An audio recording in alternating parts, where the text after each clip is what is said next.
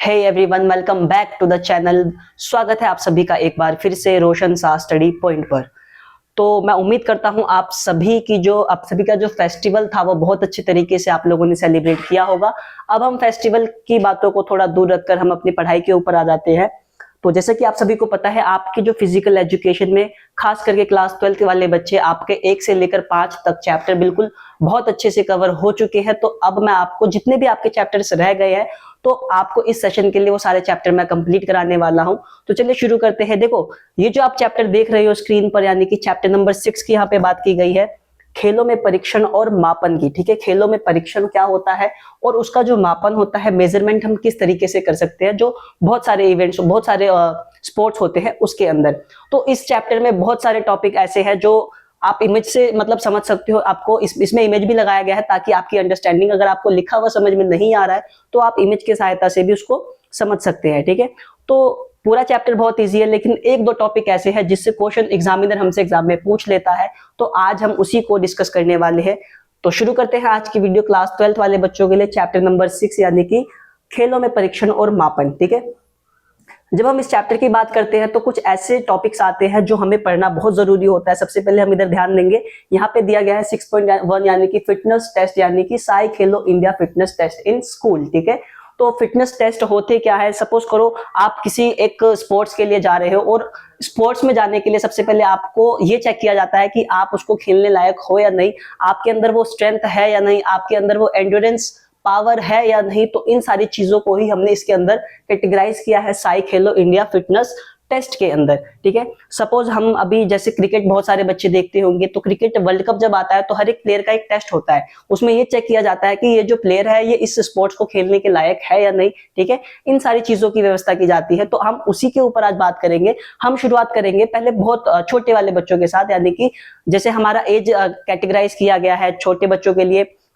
5 से 8 वर्ष वाले बच्चे, यानी कि जो कक्षा फर्स्ट से लेकर थर्ड में पढ़ते हैं। ठीक है, उसके बाद एज ग्रुप की बात की गई है 9 से लेकर 18 तक वाले बच्चों के लिए, जिनकी एज 9 से 18 है, या जो क्लास 4th से लेकर 12th में पढ़ते हैं। उसके बाद हम थोड़े ओल्ड एजेस की भी बात करेंगे। ठीक है, कि उनके लिए कौन से टेस्ट होते हैं, कौन से मेजरमेंट्स होते हैं स्पोर्ट्स के अंदर। तो बहुत ही इजी टॉपिक है, बस ये है कि एक दो टॉपिक पे आपको फोकस करना है, उसी से क्वेश्चन हमारे एग्जाम में बनते हैं। ठीक है, तो मैं उम्मीद करता हूं आप सभी वीडियो में लास्ट तक जरूर बने रहेंगे। तो हम पहले टॉपिक के साथ शुरू करेंगे अपनी इस वीडियो को। पहले टॉपिक हमारा कहता है आयु समूह 5 से लेकर 8 वर्ष, यानी कि कक्षा 1 से लेकर 3 में पढ़ने वाले बच्चों के लिए कौन से टॉपिक इंपॉर्टेंट है। तो सबसे पहले हमें बीएमआई के बारे में जानना होगा कि बीएमआई होता क्या है। ठीक है, बीएमआई के बारे में और बीएमआई का फॉर्मूला कैसे होता है, और हम किस तरीके से निकाल सकते हैं कि हम कौन सी कैटेगरीज में आते हैं। ठीक है, यानी कि हम अंडरवेट है, ओवरवेट है, या मीडियम में है। ठीक है, तो बीएमआई हमें वो बताता है, हमारे बॉडी के बारे में मेजरमेंट करता है। उसके बाद हम फ्लैट टैपिंग टेस्ट के ऊपर देखेंगे, यानी कि फ्लैट टैपिंग टेस्ट क्या होता है। बीच में एक रेक्टेंगुलर एक वो होता है। ठीक है, और हम अपना हाथ ऐसे रखते हैं और ऐसे ऐसे टैप करते हैं 25 तक, यानी कि 60 सेकंड के अंदर आप कितने टैप कर सकते हो। तो वो चेक होता है फ्लैट टैपिंग टेस्ट के अंदर। फिर फ्लैमिंगो बैलेंस टेस्ट आपने देखा होगा कि हम पैरों को ऊपर करके पकड़ते हैं। ठीक है, ये वाले मेजरमेंट टेस्ट। तो ये जो 3 टेस्ट होते हैं वो बेसिकली हमारे 5 से लेकर 8 वर्ष वाले बच्चों के लिए कराया जाता है। ठीक है, तो पहले हम इस टॉपिक को कवर करेंगे, हम इन 3 टॉपिक को अच्छे से जानेंगे। उसके बाद सेम चीज इसमें बीएमआई सेम रहेगा, जो भी बीएमआई की डेफिनेशन जो भी आपको बताया जाएगा इस वाले टॉपिक में, वो सारा सेम इसमें भी रहने वाला है। 2 टॉपिक यहाँ पे थोड़े से हमारे चेंज हो जाते हैं। ठीक है, तो इतना सभी को क्लियर है कि हम आगे की वीडियो में क्या करने वाले हैं। हम बेसिकली अभी इस वाली चीजों को पार्ट पर डिस्कस करने वाले हैं। उसके बाद जब हम थोड़ा सा आगे आएंगे अपनी इस वीडियो में, तो उसके बाद हमें ये देखने को मिलेगा कि बैठो और पहुंच लचीलापन परीक्षण क्या होता है।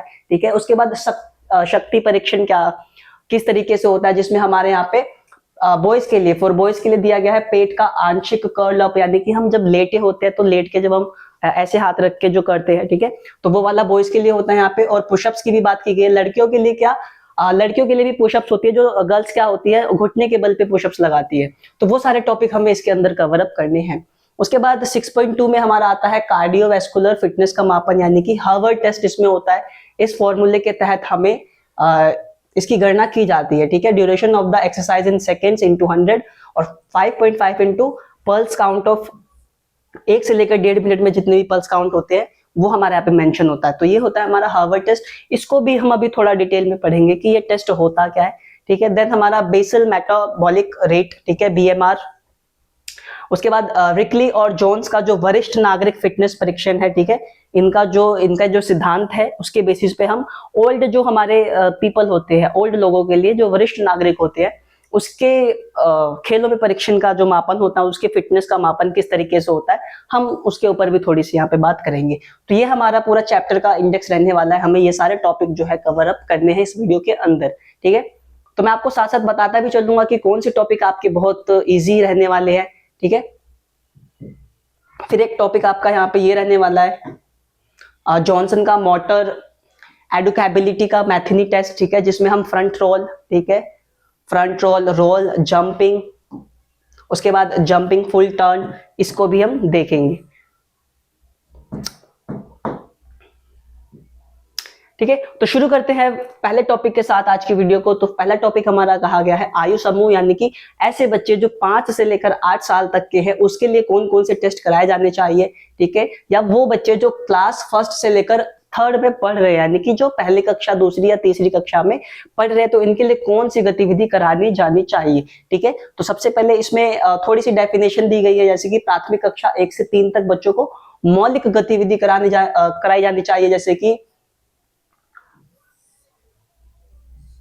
ठीक है, अधिकांश खेलों और शारीरिक गतिविधियों में सफलता के लिए संचालन और शारीरिक प्रबंध क्षमताएं महत्वपूर्ण है। इन सब पे आपको ध्यान नहीं देना, हम सीधा टॉपिक पे आ जाते हैं। सबसे पहले हमारा शारीरिक संरचना बीएमआई की गणना करेंगे, उसके बाद समन्वय क्या होता है, यानी कि फ्लैट टैपिंग टेस्ट, देन हमारा संतुलन फ्लैमिंगो, ठीक है, फ्लैमिंगो संतुलन बैलेंस बनाने वाला टेस्ट। तो ये ऐसे 3 टॉपिक है जो हमारे 5 से लेकर 8 एज तक के, यानी कि 5 से लेकर 8 साल तक के बच्चों को कराई जानी चाहिए, ठीक है। देखो बीएमआर में क्या होगा, सबसे पहले हम इसमें ये देखेंगे कि इस एज ग्रुप में बीएमआई कैसे निकाला जाता है। तो बीएमआई का एक फॉर्मूला होता है, ठीक है, उस फॉर्मूले के तहत हम क्या करते हैं, सबसे पहले ऊपर वेट लिखते हैं और नीचे जो हमारा हाइट आता है वो स्क्वायर में आता है, ठीक है। आप इस फॉर्मूले के तहत आप अपना जो भी आपका जो रिजल्ट आएगा, उस रिजल्ट को आप एक जो बीएमआई का एक चार्ट होता है, उस चार्ट में आप उस टेबल को मेंशन करोगे, तो आपको पता चल जाएगा कि आप बीएमआई के अनुसार कौन सी कैटेगरी में आते हो, ठीक है। तो इसमें हम ये देखेंगे, सबसे पहले देखो यह बताया गया यहाँ पे कि यह परीक्षण बॉडी मास इंडेक्स बीएमआई पर आधारित है, जिसकी गणना शरीर के वजन पर, ठीक है, वेट पर, मैंने आपको यहाँ पे फॉर्मूला भी लिख के बताया था, ठीक है, शरीर के वजन पर डब्ल्यू और ऊंचाई से की जाती है, यानी कि सबसे ऊपर हमारा वेट आ जाएगा, नीचे हमारा हाइट आएगा स्क्वायर के अंदर, ठीक है। ये मेरा बीएमआई का फॉर्मूला होता है, इस फॉर्मूले के तहत हमारी जो बीएमआई होती है उसको हम गणना कर सकते हैं, ठीक है। यहाँ पे इसकी एक्सप्लेनेशन दी गई है, BMI is equal to W, ठीक है, एच इंटू एच, जहां पे जो होता है एच स्क्वायर अब कर सकते हो, यहाँ पे डब्ल्यू का मतलब किलोग्राम, शरीर का वजन हो गया है, एच का मतलब उसकी ऊंचाई, ठीक है। और देखो जितना अधिक स्कोर होगा, आमतौर पर शरीर में जो वसा होता है उसका स्तर भी उतना ही अधिक होगा, ठीक है। यहाँ पे आप जब गणना करोगे, आपको नेक्स्ट स्लाइड में ना एक इमेज होगी, जिस इमेज की सहायता से आप ये पता कर सकते हो कि आपका बीएमआई स्कोर के अनुसार आप बीएमआई का जो चार्ट है, ठीक है, जो फिजिकल चार्ट है, आप उस चार्ट की किस कैटेगरी में आते हैं, क्या आप अंडरवेट में आते हो, क्या आप ओवरवेट में आते हो, या आप ओबीएससी में वाले उस कैटेगरी में आते हो। तो इसके ऊपर अभी नेक्स्ट स्लाइड में आपको देखने को भी मिलेगा। तो बस आपको बीएमआई में ये ध्यान देना है कि 5 से 8 साल के बच्चों में बीएमआई कैसे गणना की जाती है, तो उसके वजन पर गणना की जाती है, उसका जो वेट होगा उसके अपोन में उसका जो हाइट होगा, हाइट का स्क्वायर आप करोगे, तब आपका जो है बीएमआई वो निकलकर सामने आ जाएगा। और जब आपका बीएमआई निकलकर सामने आ जाएगा, तब आपको पता चल जाएगा कि आप किस कैटेगरी में आते हो। यहाँ पे आप देख सकते हो इमेज में क्लियरली, यहाँ पे दिया गया, अगर अंडरवेट कितना, यानी कि अगर आपका 18.5 से कम आया है तो आप अंडरवेट की कैटेगरी में आओगे। अगर आपका 18.5 से लेकर 24.9 के अंदर बीएमआई रेट आया है तो आप नॉर्मल कहलाओगे, ठीक है। सपोज करो बीएमआई का फॉर्मूला क्या था, बीएमआई कहता है BMI is equal to weight आता है सबसे ऊपर, और नीचे हाइट जो होता है वो हमारा स्क्वायर में होता है, ठीक है। तो सपोज किसी बच्चे का बीएमआई आया है 23.5, ठीक है, 23.5 बीएमआई आया, तो ये किस कैटेगरी में आएगा, तो 23.5 जो होगा, आप इसमें देख सकते हो यहाँ पे दिया गया नॉर्मल की कैटेगरी में। तो 23.5 वाला बच्चा किस कैटेगरी में आएगा, वो बीएमआई चार्ट के अनुसार नॉर्मल कैटेगरी में काउंट होगा। यहाँ पे दिया गया है 18.5 से लेकर 24.9 तक जिसका भी रिजल्ट आएगा बीएमआई का, वो नॉर्मल कैटेगरी में आएगा। अगर आपका 24 से ज्यादा आता है, ठीक है, अगर मान लो 26 आता है आपका, तो आप ओवरवेट की कैटेगरी में आओगे, ठीक है, आप इस कैटेगरी में आ जाओगे, आप ओवरवेट कहलाओगे, यानी कि आपका जो है ना वजन ज्यादा है आपके शरीर के बीएमआई के हिसाब से, ठीक है। अगर आप 31 या 32 की कैटेगरी में आते हो तो आप ओबीईएससी की कैटेगरी में आ जाओगे, ठीक है। अगर आपका उससे भी ज्यादा है तो आप एक्सट्रीमली ओबीईएससी की कैटेगरी में आ जाओगे, ठीक है। आपको इमेज से पता ही चल रहा होगा कि ये नॉर्मल पर्सन है, ठीक है, ये अंडरवेट है, यानी कि इसको अभी बहुत खाने पीने की जरूरत है, ठीक है। ये नॉर्मल है, ये बंदा परफेक्ट है, ठीक है ना। बीएमआई के अनुसार ये बंदा एकदम एज के हिसाब से बिल्कुल परफेक्ट है। यहाँ पे ये ओवरवेट, थोड़ा इससे मोटा है, फिर इससे ये ज्यादा मोटा है, फिर ये बहुत ही ज्यादा मोटा है, बोल सकते हैं जान, ठीक है, इस कैटेगरी के अनुसार। तो आप इस तरीके से बीएमआई को कैलकुलेट कर सकते हो, ठीक है। तो पहला टॉपिक क्या था हमारा, एज 5 से लेकर 8 तक पे, ठीक है। 5 से लेकर 8 तक के बच्चों में पहला टॉपिक हमारा बीएमआई था, जिसमें बीएमआई कैसे निकालना है आपको ये समझ में आ गया होगा। उसके बाद बीएमआई के चार्ट के हिसाब से आप किस कैटेगरी में आते हो आपको ये भी क्लियर हो गया होगा, ठीक है। अब हम बात करते हैं इसका सेकंड टॉपिक जो होता है टैपिंग टेस्ट का, ठीक है। टैपिंग टेस्ट में क्या होता है, देखो जो भी इंस्ट्रक्शन है आप उसको स्क्रीनशॉट लेकर आराम से पढ़ सकते हो, ठीक है। मैं आपको बस बता देता हूँ कि टाइपिंग टेस्ट होता क्या है, देन हम आगे बढ़ जाएंगे, ठीक है। सबसे पहले दिया गया ये मापता क्या है, तो ये अंग संचालन की गति और समन्वय का परीक्षण करता है, ठीक है। मतलब इसमें ये स्ट्रेंथ हमारी देखी जाती है कि हम उस जो भी हम स्पोर्ट्स खेल रहे हैं हम उस स्पोर्ट्स के लिए कैपेबल है कि नहीं है, यानी कि हम एक 60 सेकंड के अंदर हम कितना टैप कर सकते हैं, हमारे अंदर पावर कितनी है, हम कितना स्ट्रेंथ है हमारे अंदर, तो इस चीज की यहाँ पे गणना की जाती है फ्लैट टैपिंग परीक्षण के अंदर, ठीक है। उपकरण क्या क्या लग सकते हैं इसके लिए, आवश्यक क्या है, तो हमें सबसे पहले एक टेबल चाहिए, ठीक है। टेबल जो हमारी हाइट के, जो भी हमारा हाइट है उस हाइट के बेसिस पे हमारे टेबल चाहिए ताकि हम कंफर्टेबल होकर उसको कर सके। 2 पीले डिस्क चाहिए हमें, यहाँ पे आप इमेज में भी देख सकते हो, यहाँ पे मेंशन किया गया है, एक ये रहा और एक यहाँ पे है, ठीक है। 2 पीले इमेज हम लेंगे, 20 सेंटीमीटर इनका होना चाहिए व्यास। उसके बाद हम एक आयत टाइप का, यहाँ पे ब्लू कलर का एक आयत टाइप भी लेंगे, ठीक है, जिसका जो 30 सेंटीमीटर का होना चाहिए, ठीक है। हमें एक स्टॉप वॉच की भी जरूरत है, स्टॉप वॉच ताकि स्टॉप वॉच इसलिए ताकि हमने जितना भी टैप किया उसको हम काउंट कर सके, ठीक है।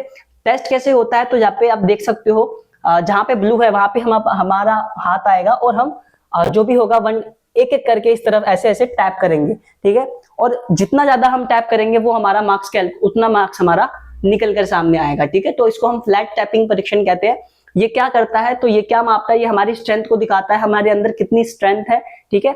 तो इस चीज को ये मापता है। अब बात किया गया है कैसे प्रदर्शन करें, हम इसका प्रदर्शन कैसे कर सकते हैं। देखो यहाँ पे प्रदर्शन करने के लिए यदि संभव हो तो टेबल की ऊंचाई को इस प्रकार समायोजित किया जाना चाहिए कि विषय डिस्क के सामने आराम से हम खड़े हो सके। जो भी हमारी हाइट है, हमारी हाइट के बेसिस पे हमें टेबल मतलब हमें चाहिए ताकि हमें कोई भी दिक्कत ना हो, हम आसानी से टैप कर सके। तो इसके लिए हमारा एक ये जरूरी है, 2 पीली डिस्क हमें चाहिए, उनके केंद्रों के बीच 60 सेंटीमीटर की दूरी पर मेज होना चाहिए, ठीक है। यहाँ पे ये बात की गई है। आयत को दोनों डिस्क के बीच समान दूरी पर भी रखा जाना चाहिए और गैर पसंदीदा हाथ को आयत पर रखा जाना चाहिए। सपोज मैं राइट हैंड से काम करता हूं तो मैं राइट हैंड से ज्यादा टैप करूंगा, ठीक है। तो वो बच्चे जिनको लेफ्ट हैंड से जो ज्यादा काम करते हैं तो आप राइट को आप ब्लू वाले पेपर पे रखोगे और आप लेफ्ट हैंड से टैप करोगे, ठीक है। तो जो भी आपका कंफर्टेबल हाथ होगा आप उसको रखोगे। उसके बाद विषयक व्यक्ति अपने पसंदीदा हाथ के बीच में स्थिति खड़े होकर, ठीक है। ये पॉइंट उतना इंपॉर्टेंट है भी नहीं, बस आप पढ़ लेना, इसको पोस्ट करके आप स्क्रीनशॉट ले सकते हो, ठीक है। क्योंकि पढ़ने में ज्यादा टाइम जाएगा और मैं चाह रहा हूं कि मैं बहुत जल्दी आपको टॉपिक क्लियर करा के इस चैप्टर को खत्म कराऊं, ठीक है। तो आप पॉज करके इसको पढ़ सकते हो, कैसे कैसे करना चाहिए, किस तरीके से हमें करना है, ठीक है। जैसे यहाँ पे देखो छोटा सा यहाँ पे डेमो और दिया गया, यदि यह क्रिया 25 पूर्ण चक्रों में यानी कि 50 स्टेप हमें करना है, 25 दोनों को मिला के 50 दोहराई जानी चाहिए। स्कोरिंग क्या होगा कि 25 चक्र पूरे करने में लगा समय रिकॉर्ड किया जाता है, यानी कि अगर हम 25 स्टेप जो हम करेंगे तो इस स्टेप को करने में हमें कितना समय लगेगा, जो हमारा समय होगा वो हमारा स्कोर कहलाएगा, ठीक है। नाउ बात करते हैं फ्लेमिंगो संतुलन परीक्षण की, यानी कि फ्लेमिंगो बैलेंस टेस्ट क्या होता है। तो आप इमेज में देख ही सकते हो यहाँ पे क्या किया गया है। यहाँ पे ये लड़की की इमेज है जहाँ पे एक पैर को इसने ऊपर कर रखा है और एक बैलेंस बना रखा है, ठीक है। तो आप देखो इमेज का ये पर्पस है कि इमेज को देखकर अगर आपको ये लिखा हुआ समझ में ना आए तो आप इमेज को देख के समझ सकते हो। तो आपको बॉयज खासकर इमेज को देखे आप, ठीक है, इमेज को देख के समझ सकते हैं अगर आपको लिखा हुआ समझ में नहीं आ रहा है, ठीक है। देखो इसे क्या करता है, ये क्या मापता है, तो एक पैर पर सफलतापूर्वक संतुलन बनाने की ये क्षमता है, ठीक है। यह एकल पैर संतुलन परीक्षण और श्रेणी और धड़ की मांसपेशियों की ताकत के साथ साथ स्थिर संतुलन का आकलन भी करता है। ठीक है, कि हम किसी चीज को लेकर हम बैलेंस है या नहीं है, उस चीज को ये दर्शाने की कोशिश करता है। ठीक है, तो इसमें क्या होता है, हमें एक ऐसा सरफेस चाहिए होता है कि जो फिसलने वाला सरफेस ना हो। ठीक है, ताकि हम अपने पैर को बिल्कुल स्टेबिलिटी के साथ हम रख सके और हम अपना बैलेंस बना सके। ठीक है, तो ये भी क्या होता है, 60 सेकंड का इसमें समय होता है। देखो यहाँ पे दिया गया स्कोरिंग, यानी कि 60 सेकंड अगर आप खड़े हो पा रहे हो, उस पर टिक पा रहे हो, ठीक है, तो आप मतलब ये है कि आप इस टेस्ट को पास कर लेते हो। अगर आप 30 सेकंड के अंदर भी 15 बार आपने पैर को नीचे कर दिया तो यानी कि आप फिट नहीं है। ठीक है, आपका जो ये टेस्ट होता है वहां पे आप फेल हो जाते हो। ठीक है, वो बात अभी पीपीटी में आगे आएगी। तो इस तरीके से आपको क्या करना है, फ्लेमिंगो बैलेंस टेस्ट को कवर अप कर लेना है। ठीक है, बहुत इजी टेस्ट है, आप इसको पढ़ भी मतलब पोस्ट करके स्क्रीनशॉट आप ले सकते हो। ठीक है, इमेज का मत लेना, बॉयज खासकर, आप लिखा हुआ पढ़ सकते हो, इमेज के ऊपर आपको ध्यान नहीं देना है। मैं देखता हूँ मतलब अभी के जो जनरेशन है वो इन सब चीजों में ज्यादा पड़ जाती है। ठीक है, लिखा हुआ कम देखेंगे, फोटो को ज्यादा देखेंगे, पढ़ाई वढ़ाई कुछ करेंगे नहीं। तो ये जो इमेज है वो बस पढ़ाने के पर्पज से आपके पीपीटी में मेंशन की गई है।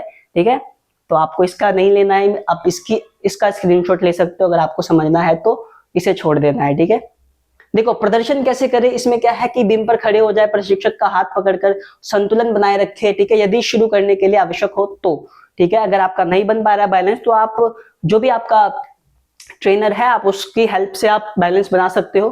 ठीक है, और जब वो शुरू हो जाए तो आप उसको छोड़ सकते हो। ठीक है, पसंदीदा पैर पर संतुलन बनाते समय मुक्त पैर को घुटने से मोड़ा जाता है। ठीक है, और इस पैर के पंजे को नितंबों के पास रखा जाता है। देख सकते हो आप यहाँ पे पैर को इसने क्या करा है, ये जो इसका पैर है इसको इसने अपने हाथों से फोल्ड करके, ठीक है, हाथों से फोल्ड करके इसने कमर के ऊपर रख रखा है। तो इस तरीके से इसने बैलेंस बना रखा है। ठीक है, तो इसमें क्या होता है, हमें ना 60 सेकंड तक बैलेंस बना के रखना होता है। 60 सेकंड बहुत इंपॉर्टेंट होते हैं। ठीक है, स्कोरिंग किस तरीके से मेजरमेंट होगा, इसका स्कोर किस तरीके से हम माप सकेंगे, अगर आप 60 सेकंड के तक इसको स्कोर मतलब बना के रख पा रहे हो बैलेंस, तो आपको ये इजीली पास कर दोगे। ठीक है, चलिए आगे बढ़ते हैं। नाउ अब हम बात करते हैं एज 9 से लेकर 18 साल तक के बच्चों के लिए।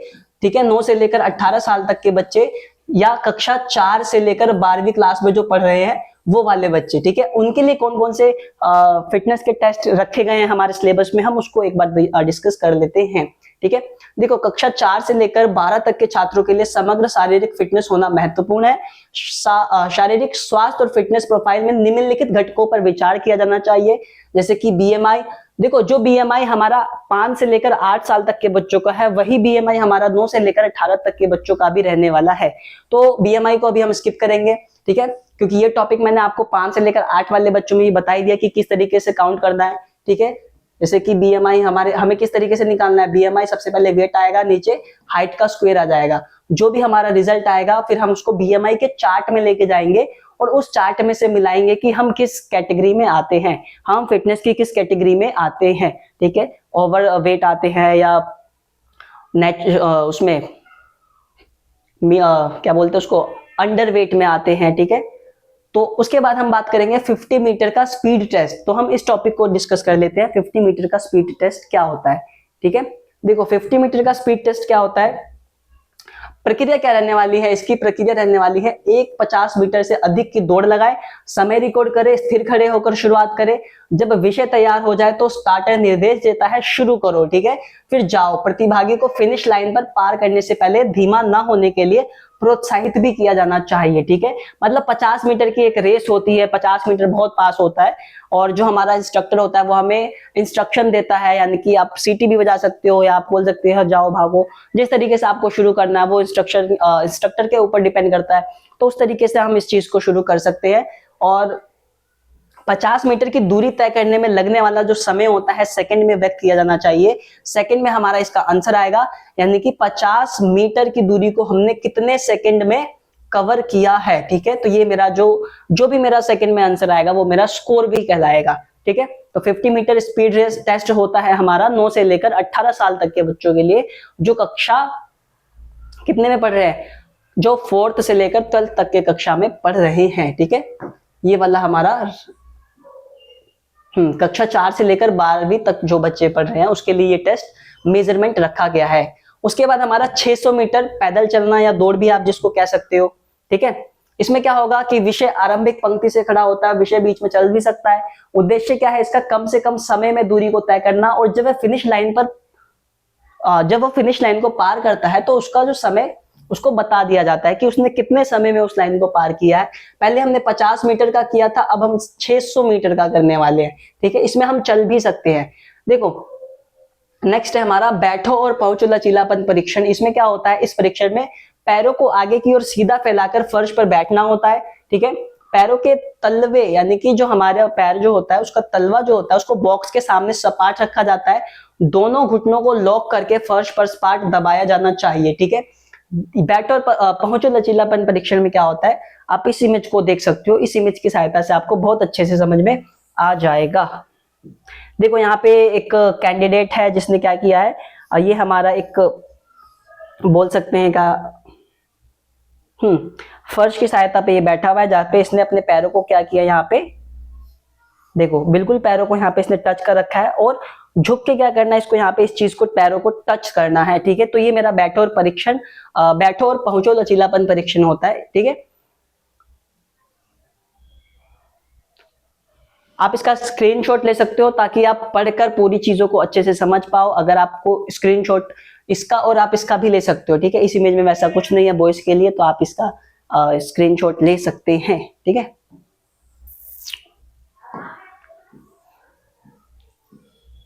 देखो ये क्यों होता है, क्यों कराया जाता है ये वाला, तो इसको हम एक बार देख लेते हैं। परीक्षक हथेलियों को नीचे की ओर रखते हुए तथा हाथों को एक दूसरे के ऊपर या एक दूसरे के बगल में रखते हुए उन्हें पकड़कर सहायता कर सकता है, ठीक है। स्कोर कैसे मिलेगा हमें, तो स्कोर को हाथ द्वारा तय की गई दूरी के अनुसार निकटतम सेंटीमीटर या आधा इंच तक दर्ज किया जाना चाहिए कि हम कहां तक पहुंच पा रहे हैं, ठीक है। हमने पैरों को फर्श पर लगा दिया है तो हम कहां तक उसको टच कर पा रहे हैं, उसके बेसिस पे हमें यहाँ पे मार्क्स दिए जाते हैं। उसके बाद है शक्ति परीक्षण, ठीक है। शक्ति परीक्षण क्या है, ये हमारा देखो इसको कैटेगराइज किया है हमने 3 कैटेगरी में। फर्स्ट है हमारा पेट का आंशिक कर्ल अप, ठीक है। प्रारंभिक स्थिति में ये कि आप पीठ के बल पर लेट जाए, घुटने मोड़े, और ठीक है। तो इसको हमने 3 कैटेगराइज में डिवाइड किया है शक्ति परीक्षण को। पार्ट ए में, ठीक है। पार्ट बी में इसमें हमारा कर्ल अप आ जाएगा, यानी कि लेट कर जो हम करते हैं, जैसे कि आप पिक्चर देख सकते हो, पिक्चर में आपको बहुत अच्छे से समझ में आ जाएगा ये वाली चीजें। तो ये हमारा पार्ट ए में आ जाएगा, ठीक है, ठीक है। तो शक्ति परीक्षण में क्या होता है, इसमें हमारी पावर को देखा जाता है कि हम कितना कर पाते हैं कितना नहीं, ठीक है। तो इसमें क्या होगा, सबसे पहले हम लेट जाएंगे किसी भी सरफेस के ऊपर, ठीक है। पैरों को किसी वस्तु पर टिकाकर नहीं रखा जाता है, जैसे कि पहले आपने देखा होगा, पहले वाले स्लाइड में था कि हम पैरों को सपोर्ट देते हैं किसी चीज पे, लेकिन इसमें हमें ऐसा नहीं करने को मिलेगा। पैरों को किसी वस्तु पर टिकाकर हम नहीं रख सकते हैं। उसके बाद भुजाएं जो है हमारी फैली हुई होनी चाहिए और जांघों पर टिकी हुई होनी चाहिए, तथा जो सिर होगा वो तटस्थ स्थिति में होगा, ठीक है। ऐसे होगा, बिल्कुल हम लोग बिल्कुल सपाट होंगे, हम सपाट रहेंगे। और जब हमें जो हमारा इंस्ट्रक्टर है वो निर्देश देगा, तब हम अपना कर्ल अप लगाना शुरू करेंगे। जैसे हम ऐसे रहेंगे तो हम ऐसे, मतलब होता है ना जब हम लेट के हम ऐसे करते हैं, जिम वाले बच्चे जो भी जिम जाता होगा या जिन्होंने जो एक्सरसाइज करते होंगे, योगा वालों को बहुत अच्छे से पता होगा, हम लेट के इस तरीके से करते हैं, ठीक है। तो ये हमारा कर्ल अप कहलाता है, ठीक है, जो पेट के लिए बेसिकली होता है। ये आप इमेज देख सकते हो, आपको बहुत अच्छे से इमेज की सहायता से समझ में आ जाएगा, ठीक है। ये लेटा हुआ है और इस तरीके से पोस्चर रहता है हमारा, और ये जो होगा ये ऊपर की तरफ उठेगा, ठीक है, इस तरीके से, ठीक है। तो ये हमारा होता है आंशिक कर्ल अप पेट के लिए, ठीक है। स्कोरिंग हमें किस तरीके से, तो कर्ल अप की कुल संख्या रिकॉर्ड करें, केवल सही ढंग से किए गए कर्ल अप को ही गिना जाना चाहिए, ठीक है। मतलब हम पूरा कर पा रहे हैं तो हमारा 1 होगा। अगर हम आधे से उठ के ही वापस भाग जा रहे हैं, ठीक है, तो ये काउंट नहीं होगा। हमारा प्रॉपर कर्ल अप जो होगा उसमें स्कोर में हमारे काउंट किया जाना चाहिए, ठीक है। तो ये हमारा कराया जाता है 4 से लेकर 12वीं तक के बच्चों को,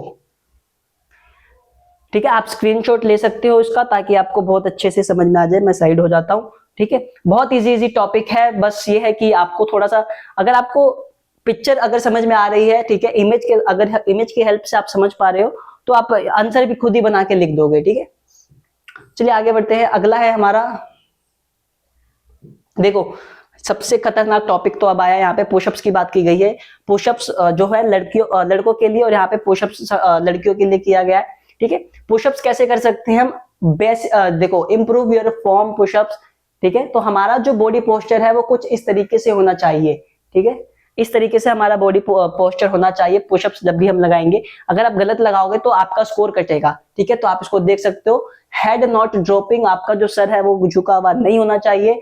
एप्स ब्रेस्ड होने चाहिए। हैंड्स अंडर शोल्डर, शोल्डर के अंदर ही हमारे हमारे जितने शोल्डर है ना, शोल्डर के हिसाब से ही हमारे हाथ सामने होने चाहिए, मतलब उसके बाहर नहीं जाने चाहिए, ठीक है। Apps stay low, back doesn't track, ठीक है। हेडेक रिमेन न्यूट्रल, मतलब जब हम नीचे जाएंगे तो हमारा सर जो होगा ना वो न्यूट्रल ही रहेगा, ज्यादा नीचे नहीं जाएगा, ठीक है। Chest comes down between hands, जो भी हमारा हाथ है हमारे हाथों के बीच में हमारा चेस्ट आना चाहिए कुछ इस तरीके से, जैसे हम लगा रहे हैं पुशअप तो कुछ इस तरीके से हमारा वो जो पोस्चर है वो बनना चाहिए। Body moves as one unit, ठीक है। Body moves as one unit, तो ये पुशअप्स है हमारा, ठीक है। तो ये भी है हमारा बॉयज के लिए। अब गर्ल्स की बात कर लेते हैं। यहाँ पे गर्ल्स का इमेज आप देख सकते हो, ठीक है। बॉयज वाले इसका स्क्रीनशॉट लेंगे, गर्ल्स इसका स्क्रीनशॉट लेंगे, ठीक है। बॉयज दोनों का नहीं ले सकते, मतलब ले भी लेना, ठीक है। बस समझने के लिए आपको ये बताया गया है, बाकी और फालतू चीजों पे बॉयज ध्यान नहीं देंगे, ठीक है। पुशअप्स की बात कर लेते हैं, गर्ल्स किस तरीके से पुशअप्स लगाती है। तो गर्ल्स क्या करते हैं, यहाँ पे देखो आप पैरों पे घुटने, मतलब घुटने की सहायता से वो पुशअप्स लगा रही है, ठीक है। तो सारी चीजें सेम रहेगी, मतलब इनका भी जो सर होगा वो क्या होगा, नीचे की ओर नहीं होगा। और जब ये नीचे की ओर जाएंगी, जब ये नीचे की ओर आएंगी तो उनका जो चेस्ट होगा वो हाथों के बीच में होगा, ठीक है। तो सारी पॉइंट्स जितने भी यहाँ पे पॉइंट्स रखे गए हैं वो सारे पॉइंट्स जो होंगे वो इसमें भी मेंशन होंगे, ठीक है। बस पुशअप्स करने का तरीका थोड़ा सा अलग हो जाएगा, बॉयज के लिए अलग हो जाएगा और गर्ल्स के लिए यहाँ पे थोड़ा सा अलग हो जाएगा, ठीक है। तो ये हमारा पार्ट ए में था, शक्ति परीक्षण में मैंने आपको बताया था कि 3 टॉपिक हमारे इसके अंदर आते हैं। यहाँ पे दिया गया था, फर्स्ट होता है हमारा पेट के लिए आंशिक कर्ल अप, ठीक है, जिसको कर्ल अप हम इस चीज को कहते हैं। उसके बाद हमारा पुशअप्स जो था, बॉयज के लिए ये वाले पुशअप्स थे, गर्ल्स के लिए कौन से पुशअप्स थे, ये वाले पुशअप्स बॉयज के लिए थे और ये वाले पुशअप्स गर्ल्स के लिए थे, ठीक है। उसके बाद आगे बात करते हैं हम कार्डियोवैस्कुलर फिटनेस का मापन, ठीक है। इसमें क्या होता है, देखो कार्डियो, सबसे पहले हार्वर्ड टेस्ट इसमें बात की जाती है। हार्वर्ड टेस्ट क्या होता है, ठीक है, इसको देख लेते हैं। तो कार्डियोवैस्कुलर फिटनेस हृदय और फेफड़ों के लिए, इसको आपको हाईलाइट करना है, हृदय और फेफड़ों की कार्यशील मांसपेशी ऊतकों को ऑक्सीजन युक्त रक्त की आपूर्ति करने की क्षमता है और मांसपेशियों की गतिविधियों के लिए ऊर्जा उत्पन्न करने हेतु ऑक्सीजन का उपयोग करने की एक क्षमता है। तो ठीक है, ये जो टेस्ट होता है, इस टेस्ट में क्या होता है, हम हृदय और हमारे जो फेफड़े होते हैं उसके जो हमारे जो मांसपेशी ऊतकें होती हैं, ठीक है, उसकी हम जांच करते हैं, यानी कि उसमें ऑक्सीजन की जो आपूर्ति हो पा रही है या नहीं, इस चीज को हम यहाँ पे ध्यान में रखते हैं। ठीक है, देखो हार्वर्ड स्टेप टेस्ट क्या होता है, तो ये एक कार्डियोवैस्कुलर फिटनेस टेस्ट है, इसे एरोबिक फिटनेस टेस्ट भी कहा जाता है। ये एरोबिक की श्रेणी में भी आता है, तो हम इसको एरोबिक टेस्ट फिटनेस भी कहते हैं। ठीक है, इमेज आप देख सकते हो इसमें कैसे टेस्ट होते हैं। तो इस तरीके का कुछ टेस्ट होता है, एक बॉक्स होता है, एक पैर ऊपर होता है, और ये आपने बचपन में खेला भी होगा, सभी बच्चों को पता होगा कि ये किस तरीके से करते हैं। इमेज देख लेना आप लोग, ठीक है, एक पैर इधर, फिर ये एक पैर इधर जाएगा, फिर एक पैर इधर, है ना, जो अप डाउन नहीं करते हैं पैरों से, तो वो वाला टेस्ट इसके अंदर बेसिकली कराया जाता है। ठीक है, इसका उपयोग रिकवरी दर, देखो इसका उपयोग रिकवरी दर की जांच, कार्डियोवैस्कुलर फिटनेस या एरोबिक फिटनेस के मापने के लिए भी किया जाता है। ठीक है, हार्वर्ड स्टेप टेस्ट क्या है, तो इसके बारे में आप थोड़ा सा जान लो। इस टेस्ट को एरोबिक फिटनेस का भी एक परीक्षण मतलब माना गया है। ठीक है, जिसे ब्रूहा एट एल ने, ठीक है, इसको आप इस तरीके से कुछ लिख सकते हो इंग्लिश में। ठीक है, ब्रूहा एट एल 1940 द्वारा विकसित किया गया था, मतलब इन्होंने इसका निर्माण किया था।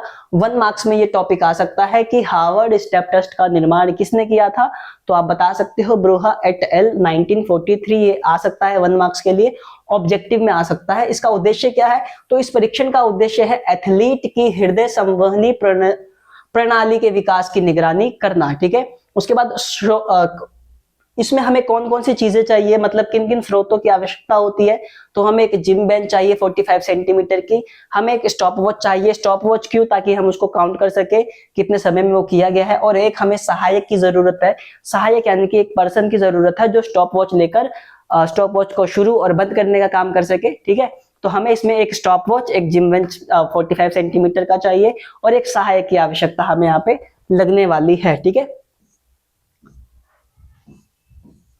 अच्छा, इस परीक्षण का हम कैसे आयोजित कर सकते हैं, तो उसके ऊपर छोटा सा टॉपिक बुक में दिया गया था कि परीक्षण को कैसे आयोजित करें। तो देखो, इस परीक्षण में एथलीट को जो सामग्री मैंने अभी ऊपर बताई वही लगेगी। 45 सेंटीमीटर की एक जिम बेंच, ठीक है, 30 कदम प्रति मिनट की दर से 5 मिनट तक ऊपर नीचे चलना होता है, ठीक है, यानी कि 30 कदम पर मिनट पर, ठीक है, पर मिनट पर हमें 30 कदम जो है 5 मिनट ऊपर नीचे तक चलना होता है, जैसे कि ये up down up down up down, इस तरीके से। एथलीट 10 मिनट तक वार्म अप करता है सबसे पहले, ठीक है, जो भी सहायक होता है वो गो का ऑर्डर देता है, ठीक है ना, और स्टॉप वॉच शुरू कर देता है, ठीक है। तो एथलीट को क्या करना है, 5 मिनट तक हर 2 सेकंड में एक बार मानक जिम बेंच पर ऊपर नीचे चलना होता है, यानी कि 150 कदम, 150 स्टेप्स, यानी कि जो बेंच होगा first, second, third, fourth, fifth, sixth, seventh, इस तरीके से। तो 150 कदम हमें यहाँ पे पूरे करने होते। सहायक जो है 5 मिनट के बाद परीक्षण को रोक देता है, वो 5 मिनट पूरे हो जाते हैं तो वो स्टॉप बोलता है, ठीक है, और 5 मिनट में उसने कितने कदम किए हैं वो मेजरमेंट काउंट होता है, ठीक है। सहायक परीक्षण +1 समाप्त होने को 1 मिनट के बाद एथलीट की हृदय गति को भी मापता है कि उस 5 मिनट में उसने जो स्टेप लिए हैं उस स्टेप के बेसिस पे उसका जो हार्ट रेट है वो क्या है, ठीक है, उसकी हृदय की गति को मापा जाता है। सहायक परीक्षण समाप्त होने के 2 मिनट बाद एथलीट की, ठीक है, फिर से यहाँ पे उसकी फिर से गति को मापते हैं, यानी कि जब 5 मिनट पूरे कंप्लीट हुए तब मापेगा, और उसके 2 मिनट बाद उसकी फिर काउंट कर देते हैं कि उसकी अब जो हार्ट रेट है वो क्या चल रहा है, ठीक है। तो 2 बार इसको काउंट किया जाता है।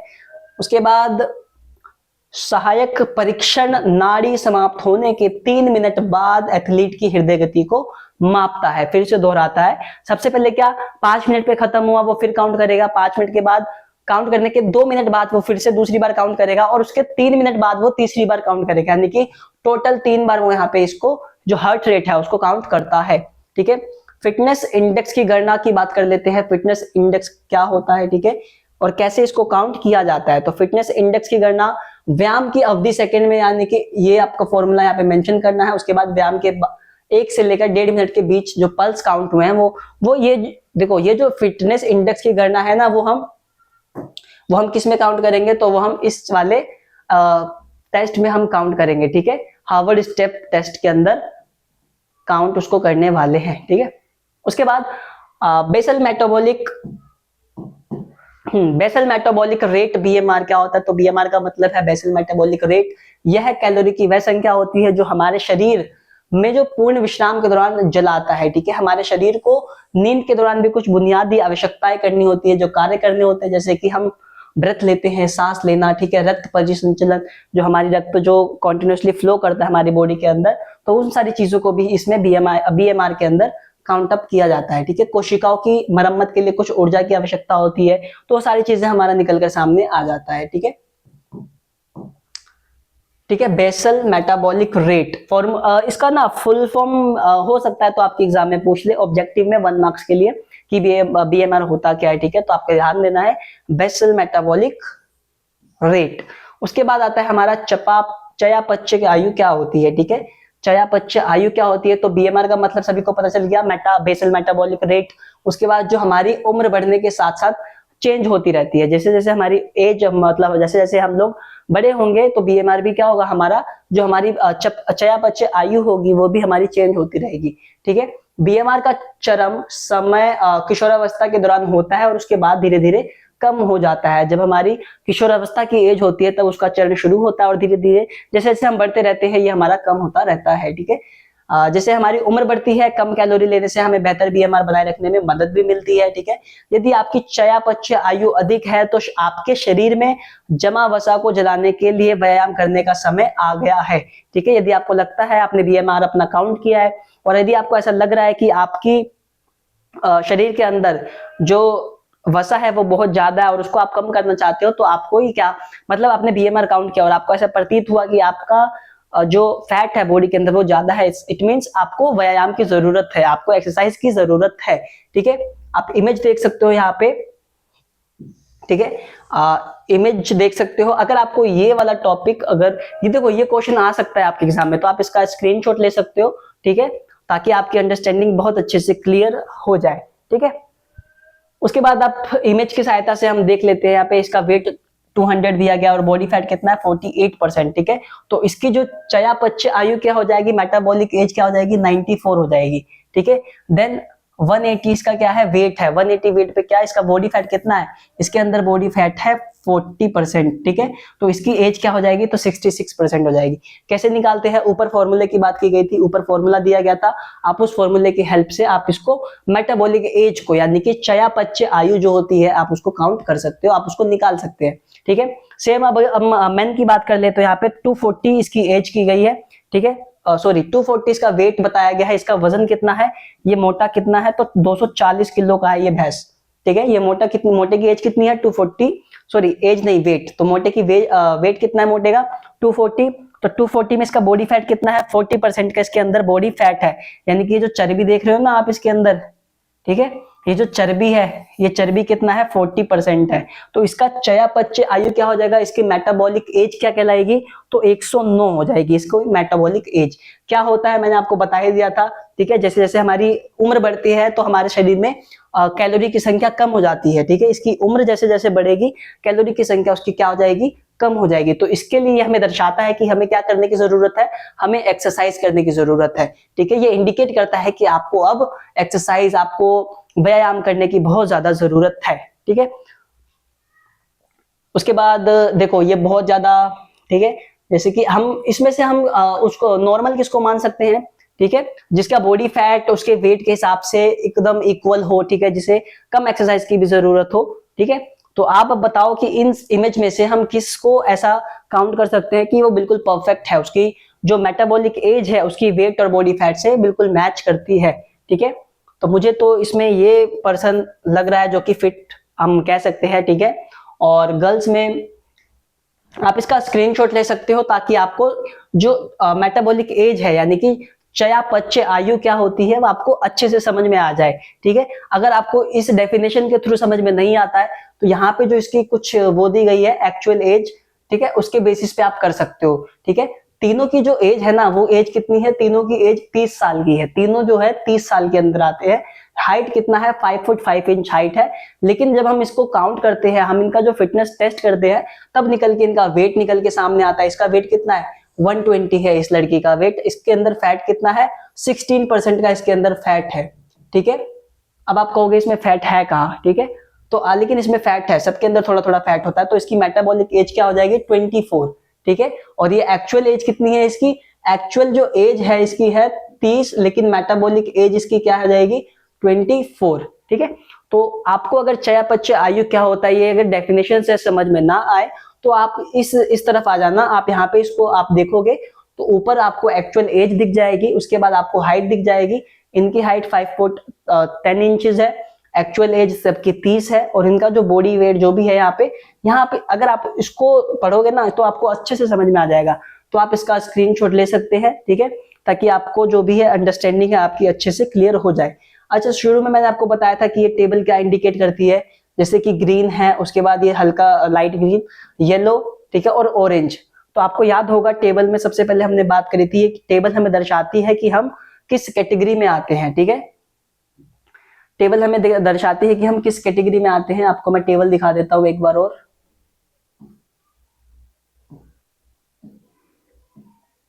ये देखो, ये था ना एज अंडरवेट का, नॉर्मल का, ओवरवेट का, ओबीएससी का या एक्सट्रीमली ओबीएससी का। तो सेम चीजें यहाँ पे भी हमें हमारी जो स्लाइड थी उसमें भी हमें सेम चीजें यहाँ पे देखने को मिली थी, ठीक है। हम अपने टॉपिक पे आ जाते हैं, ठीक है। ये देखो, मतलब दर्शाया गया है कि कौन अंडरवेट है, कौन नॉर्मल है, कौन ओवरवेट है, कौन ओबीएससी में है, कौन एक्सट्रीमली ओबीएससी में है, ठीक है। तो आप क्या कर सकते हैं, आप इसका स्क्रीनशॉट ले सकते हैं। मैं थोड़ा साइड हो जाता हूं ताकि आप स्क्रीनशॉट लेने के बाद अगर आपको टॉपिक समझ में नहीं आया है तो आप पढ़कर भी इस टॉपिक को अच्छे से समझ सकते हैं, ठीक है। तो आगे बढ़ते हैं। और बॉयज, फोटो पे आप लोग ध्यान मत देना, मुझे पता होगा आपका ध्यान किस तरफ होगा, ठीक है। और आप इसी का स्क्रीनशॉट लोगे तो आपको ऐसा नहीं करना है, आपको पूरा स्क्रीनशॉट लेना है और फोटो पे ज्यादा ध्यान भी मत देना, ठीक है, ठीक है। तो चयापचय आयु मुझे लगता है सभी को समझ में आ गई होगी। अब हम आगे बात करते हैं, टॉपिक की आगे की ओर बढ़ते हैं, ठीक है। टॉपिक बस अब हमारा थोड़ा सा और रह गया है। देखो यहाँ पे बीएमआर की गणना कैसे करें, गणना करने के लिए एक फॉर्मूला यहाँ पे बताया गया है, इस फॉर्मूले को आपको याद रखना है, ठीक है। जहां पे क्या होता है, पी स्टैंड फॉर विश्राम के दौरान कुल ऊर्जा उत्पादन, ठीक है। उसके बाद एम हो जाएगा हमारा उसका वेट हो जाएगा, एच उसकी हाइट हो जाएगी और ए हो जाएगा उसकी आयु, ठीक है, ठीक है, ठीक है। चलिए, तो बीएमआर को दुनिया के सामने किसने रखा था? सबसे पहले एक नंबर में आ सकता है जेम्स आर्थर हैरिस और फ्रांसिस गैनो बेनेडिक्ट, ठीक है। तो ये नाम आपको ध्यान देना है, ये नाम बड़ा है लेकिन आपको याद तो करना पड़ेगा, आपको पढ़ना तो पड़ेगा ही, ठीक है। तो मैंने इसलिए कहा कि आप स्क्रीनशॉट पे ध्यान ना दे, आप फोटो पे ध्यान मत दो, आपको जो लिखाया गया है आप उसके ऊपर फोकस करो, ठीक है। अब बहुत बच्चे उसको लेकर अब कमेंट भी करेंगे, ठीक है, मुझे पता है इमेज को लेकर बहुत बच्चे अब कमेंट भी करने वाले हैं, ठीक है। तो बीएमआर को दुनिया के सामने किसने रखा था? तो जेम्स आर्थर हैरिस और फ्रांसिस गैनो बेनेडिक्ट ने, ठीक है। और ये समीकरण जो है हैरिस बेनेडिक्ट फॉर्मूला इसके नाम से जाना जाता है, ठीक है। 1990 आपको ये डेट याद रखना है, ठीक है। एक नया समीकरण तैयार किया गया था जिसे हम मिफिन सेंट जॉर्ज समीकरण के नाम से भी जानते हैं, ठीक है। तो इसी जो ये फॉर्मूला था ना हमारा हैरिस बेनेडिक्ट फॉर्मूला, इसको हमने 1990 में थोड़ा सा चेंज करके एक नया बनाया जिसको हमने मिफिल सेंट जॉर्ज के नाम से यहाँ पे जानते हैं, ठीक है। चलिए आगे बढ़ते हैं। यहाँ पे बीएमआर का फॉर्मूला है, इसका स्क्रीनशॉट ले लो, बहुत काम आने वाला है आपको एग्जाम के अंदर, ठीक है। ये वाला मैन और वुमेन के लिए था, स्क्रीनशॉट आप ले सकते हो, बहुत इंपॉर्टेंट टॉपिक है, ठीक है, बहुत ही ज्यादा इंपॉर्टेंट है, आपको इजीली पता चल जाएगा कि बीएमआर फॉर्मूला क्या होता है, ठीक है। चलिए आगे बढ़ते हैं। बीएमआर फॉर्मूला सभी को कवर अप हो गया होगा। रिकली और जोन्स का जो है वरिष्ठ नागरिक का परीक्षण, ठीक है। हम ओल्ड एजेस के लिए किस तरीके की टेस्ट होते हैं, यानी कि जो हमारे वृद्ध लोग हैं, वृद्ध पीपल है, यानी कि ओल्ड पीपल है, उनका परीक्षण किस तरीके से किया जाता है, ठीक है। तो सबसे पहले रिकली और जॉन्स ने 2001 में वरिष्ठ नागरिक फिटनेस परीक्षण विकसित किया था। डेवलप कब किया था? तो डेवलप किया था इन्होंने 2001 में, ठीक है। ये आ सकता है आपके एग्जाम में, ऑब्जेक्टिव में आ सकता है। मैं आपको जब इस चैप्टर के क्वेश्चन आंसर कराऊंगा तो हम सारे ऑब्जेक्टिव क्वेश्चंस को डिस्कस करेंगे, ठीक है, ताकि आपका एक नंबर भी ना एग्जाम में बहुत मायने रखता है, ठीक है। तो रिकली और जॉन्स का जो वरिष्ठ नागरिक परीक्षण है वो कब लाया गया था? वो लाया गया था 2001 के अंदर, ठीक है। 2001 आपको डेट ये याद रखनी है। यह परीक्षण क्या करता है? वरिष्ठ नागरिकों के लिए लाभदायक सिद्ध हुआ था। क्यों? कैसे कैसे इसमें परीक्षण, कैसे कैसे टेस्ट आयोजित किए गए हैं, चलिए उसको देख लेते हैं एक बार। जैसे कि पीठ खुजलाने का परीक्षण वृद्ध लोगों के लिए, इसमें क्या था? देखो इसका उद्देश्य क्या है? तो उद्देश्य है शरीर के ऊपरी हिस्से, ठीक है, शरीर के ऊपरी हिस्से यानी कि कंधों की लचीलेपन का आकलन करना कि हमारे जो शोल्डर है, यानी कि हमारे नहीं, वृद्ध लोगों के जो शोल्डर है वो फ्लेक्सिबल है कि नहीं है, ठीक है, कि उनके शोल्डर काम कर पा रहे हैं कि नहीं कर पा रहे हैं। तो ये टॉपिक हमारा इसमें मेंशन किया गया था। इसका जो उद्देश्य था यही था, जो विभिन्न कार्यों को करने में महत्वपूर्ण है, जैसे कि बालों में कंघी करना, ठीक है, ऊपरी वस्त्र पहनना और सीट बेल्ट लगाना इत्यादि, ठीक है। आवश्यक उपकरण क्या हो सकता है? तो हमें बस एक रूलर की यहाँ पे जरूरत है, बस एक रूलर चाहिए, ठीक है। इमेज में आप देख सकते हो कि अगर हमारे वृद्ध लोगों में क्या होता है कि वो काम नहीं कर पाते हैं, तो इस परीक्षण को इसलिए ऐड किया गया ताकि हम चेक कर सके कि उनके जो शोल्डर है वो काम कर पा रहे हैं कि नहीं कर पा रहे हैं, ठीक है।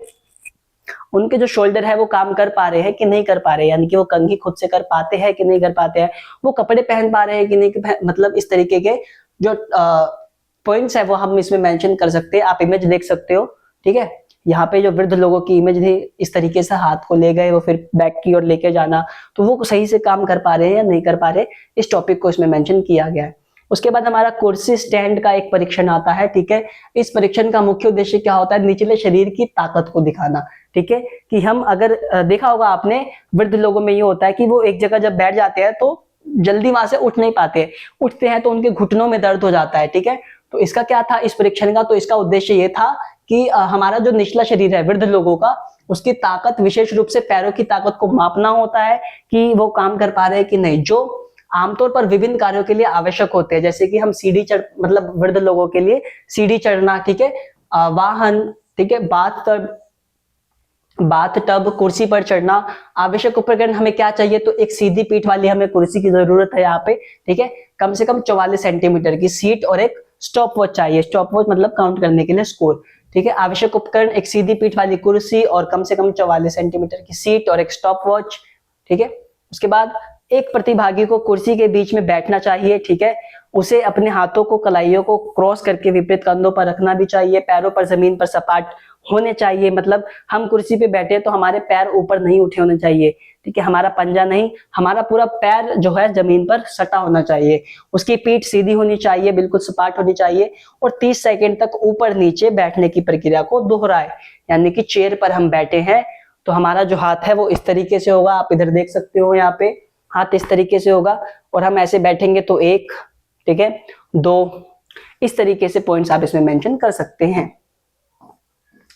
देन हमारा 6 मिनट पैदल चलने का परीक्षण, ये भी वृद्ध लोगों के लिए है कि वो 6 मिनट कॉन्टिन्यूसली चल पा रहे हैं कि नहीं, ठीक है। ये परीक्षण क्या करता है, तो वरिष्ठ नागरिकों की एरोबिक फिटनेस को मापता है, ठीक है, एरोबिक फिटनेस को काउंट करता है। हमें क्या चाहिए इस चीज में, तो हमें एक ट्रैक चाहिए, दूरी को निश्चित करने के लिए एक मापने वाला नल चाहिए, हमें एक स्टॉप वॉच चाहिए और आराम करने के लिए रखी गई कुछ कुर्सियां चाहिए, ठीक है। तो यहाँ पे ये आप देख सकते हो इमेज में, हमने यहाँ से शुरू करा है और यहाँ पे आप शंकु देख सकते हो, यहाँ पे कोन दिखाए गए हैं, ठीक है। यहाँ पे एक कोन यहाँ पे है और एक कोन यहाँ पे मेंशन किया गया है, एक कोन इस तरफ है, देन एक कोन इस तरफ है। तो ये कोन क्या है, ये कोन ये दर्शा रहे हैं कि हमने कितनी दूरी को तय किया है, ठीक है। तो यहाँ से लेकर जो यहाँ की दूरी है उसमें कितने यार्ड्स की कितने दूरी हम कवर अप कर चुके हैं, तो इसके लिए हमें कौन से यहाँ पे मेंशन किए गए हैं, ठीक है। प्रक्रिया क्या क्या है, इसकी प्रक्रिया को देखते हैं। तो पैदल मार्ग 50 गज का एक चाहिए हमें, ठीक है, 45.72 मीटर का, ठीक है, आयतकार क्षेत्र का, इस तरीके का कुछ, ठीक है। उसके बाद जिसमें चली गई दूरी को दर्शाने के लिए नियंत्रित अंतराल पर शंकु लगाए गए, कोण लगाए गए थे, मैंने आपको अभी कोण के बारे में भी बता दिया था। इस परीक्षण का उद्देश्य क्या है, तो 6 मिनट तक यथासंभव तेज गति से चलकर अधिक से अधिक दूरी को तय करना है, यानी कि 6 मिनट के अंदर हम कितना राउंड हम उसका लगा सकते हैं, इस चीज को यहाँ पे काउंट करना इसका उद्देश्य होता है। विषयों के लिए उनकी स्वयं की गति निर्धारित की जाती है। गति का जो अभ्यास करने के लिए प्रारंभिक परीक्षण उपयोगी होता है, ठीक है, तथा वो चाहे तो विश्राम करने के लिए रुक भी सकते हैं। अगर मैं चल रहा हूं, सपोज मैं ओल्ड आदमी हूं, मैं बूढ़ा व्यक्ति हूं और मैंने शुरू करा, अगर मैं थक गया हूं तो मैं बीच में बैठ भी सकता हूं, ठीक है। तो ये चीजें सारी प्रक्रिया में मेंशन की गई थी। रिकली और जोन्स का आम कर्ल परीक्षण क्या होता है, देखो आम कर्ल में क्या होता है, इसका उपयोग हम क्यों करते हैं, तो इसका उपयोग वरिष्ठ नागरिकों के ऊपरी शरीर की शक्ति का परीक्षण होता है। हम ये चेक करते हैं कि वो चीजों को उठा पाते हैं या नहीं उठा पाते हैं, ठीक है। देखो हर स्लाइड का आप स्क्रीनशॉट लेके चलिए ताकि आपकी अंडरस्टैंडिंग भी बहुत इजीली हो जाए और कोई भी टॉपिक आप मिस ना कर सको, ठीक है। तो आपको क्या करना है, हर एक टॉपिक आप स्क्रीनशॉट भी लेके चल सकते हैं साथ साथ। उपकरण हमें क्या चाहिए, तो इस परीक्षण में महिलाओं के लिए 5 पाउंड का एक वजन, ठीक है, और पुरुषों के लिए 8 पाउंड का, ठीक है। तो ये आपको ये छोटे छोटे पॉइंट्स आपको ध्यान में भी देना है। डंबल बोल सकते हो आप, यहाँ पे इमेज में देख सकते हो कुछ इस तरीके से डंबल जो है वो ऊपर की ओर जाएगा, ठीक है। इस तरीके से कर्ल अप हमें करना है ताकि जो बच्चे योगा करते हैं उनको अच्छे से पता होगा और जिम वालों को भी तो अच्छे से पता ही होगा, ठीक है। तो पुरुषों के लिए कितना 8 पाउंड का और महिलाओं के लिए 5 पाउंड का वजन चाहिए इस चीज में। प्रक्रिया कैसे रहने वाली है, तो परीक्षण सहायक आपको शुरू करने के लिए कहेगा और स्टॉप वॉच या सेकंड वाली घड़ी का उपयोग करके 30 सेकंड का समय बताएगा, ठीक है। तो 30 सेकंड में हम जितने रैप मार सकते हैं उतने रैप हम मारेंगे, ठीक है। निर्धारित 30 सेकंड की अवधि में नियंत्रित तरीके से अधिक से अधिक कर्ल करने हैं हमें, ठीक है। जितना भी चलते हुए हमें जितना हम कर्ल कर सकते हैं हम उतना कर्ल कवर अप करेंगे। उसके बाद हमारा आता है 8 फुट ऊपर और जाओ परीक्षण, ठीक है। इसमें क्या होता है कि चलते समय गति, चपलता और संतुलन का आकलन करना इसका उद्देश्य होता है, ठीक है। यह विभिन्न कार्यों को करने में महत्वपूर्ण है जिसमें त्वरित संचालन की आवश्यकता होती है, जैसे समय पर बस पर चढ़ना और फोन का उत्तर देना, ठीक है। तो इसमें हमें क्या होता है कि मतलब इसमें बेसिकली चलने की जो एबिलिटी होती है उसको हम चेक करते हैं, उसकी पावर को हम देखते हैं कि अगर कोई बस आए तो हम भाग पाते हैं कि नहीं। तो ये भी वृद्ध लोगों के लिए भी है कि हम फुर्ती में चल पा रहे हैं या नहीं, ठीक है। आवश्यक उपकरण हमें क्या चाहिए, तो एक सीधी पीठ वाली कुर्सी चाहिए लगभग 44 सेंटीमीटर, हमें एक स्टॉप वॉच चाहिए, एक शंकु मार्कर चाहिए, ठीक है, मापने के लिए, हमें एक टेप चाहिए और बिना किसी बाधा वाला कोई क्षेत्र चाहिए जहां पर किसी भी तरीके का कोई भी दिक्कत, किसी भी तरीके की कोई भी हमें इंटरफेस ना हम फेस कर सके, ठीक है। जैसे कि आप देख सकते हो ये खाली एरिया है पूरा, देखो यहाँ पे आप देख सकते हो खाली एरिया है पूरा, ठीक है। यहाँ पे शंकु दिया गया है, मतलब यहाँ से यू चल के आना है और यू वापस जाना है, ठीक है। इस तरीके से हम इस एक्टिविटी को खत्म करेंगे।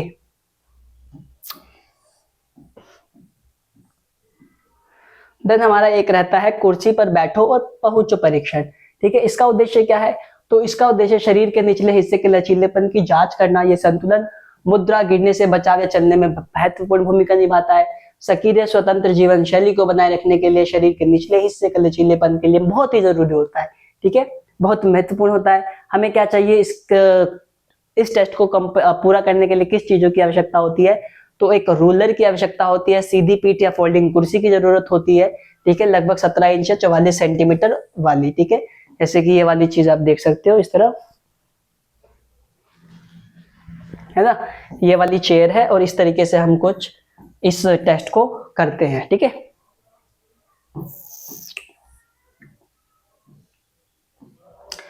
तो ये थी आज की हमारी वीडियो क्लास 12th वाले बच्चों के लिए, ठीक है।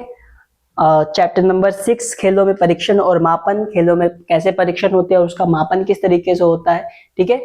तो मैं उम्मीद करता हूँ ये चैप्टर आपका यहाँ पे बिल्कुल खत्म हो चुका है, बहुत ही इंपॉर्टेंट चैप्टर था।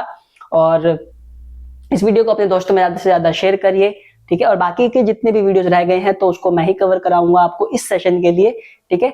तब तक के लिए आपसे मिलते हैं एक नए टॉपिक के साथ, एक नई एनर्जी के साथ। तब तक के लिए आप सभी को बेस्ट ऑफ लक, ठीक है। और आपके फेस्टिवल भी अब खत्म हो चुके हैं तो पढ़ाई पे थोड़ा ध्यान दे दें। और जिस चीजों का स्क्रीनशॉट आप देखो, ये पीडीएफ आपको फ्री में प्रोवाइड हो जाएगी आपको चैनल के टेलीग्राम पेज पर, ठीक है। तो आप वहां से इसको डाउनलोड कर सकते हैं। मिलते हैं आपसे नेक्स्ट वीडियो में एक नए टॉपिक के साथ। तब तक के लिए बेस्ट ऑफ लक आप सभी को।